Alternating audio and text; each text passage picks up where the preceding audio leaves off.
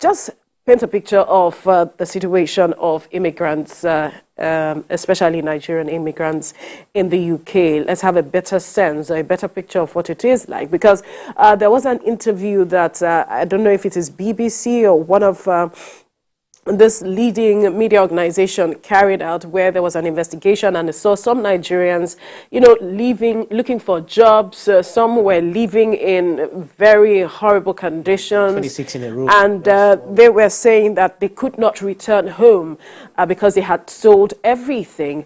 And the information they got, it seemed they were deceived, basically, and they sold everything just to move to the UK.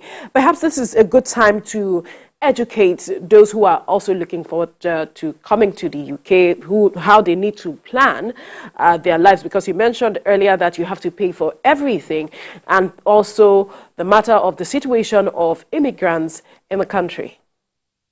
Oh, absolutely. I think I saw the clip which was flying about on social media. It was a 10-minute long clip, and yes, you're right.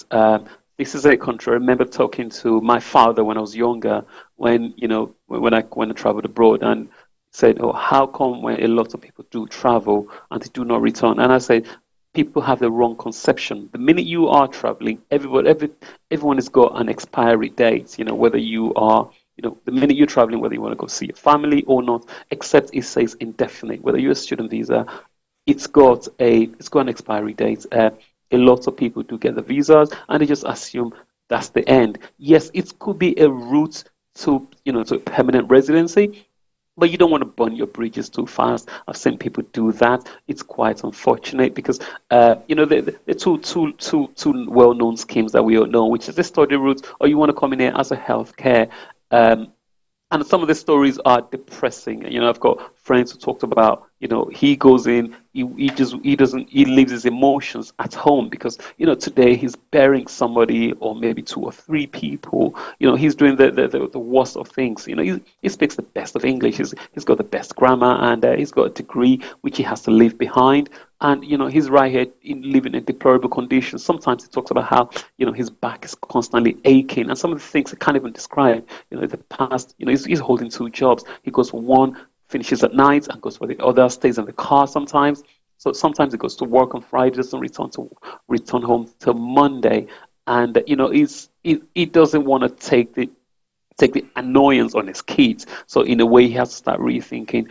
But he keeps giving with this caveat. He say, you know what, Gbenga, but it's still nice. I still like it because practically in Nigeria, I was actually begging to make a living. So it goes 2 ways. But at the same time, you don't want to leave. You don't want to burn your bridges. Of recently, we're talking about the visas which they grant some people. A lot of them actually come. And now this is the story which a lot of people are not talking about. So these employers are, a lot of people are paying a lot of money, and I believe this is now actually coming out now. Is a bubble which has actually been bubbling out, and the Home Office is getting aware of it. So you get a visa, you're attached to a certain company. These companies tend to get a lot of money from you, which they shouldn't actually collect at all.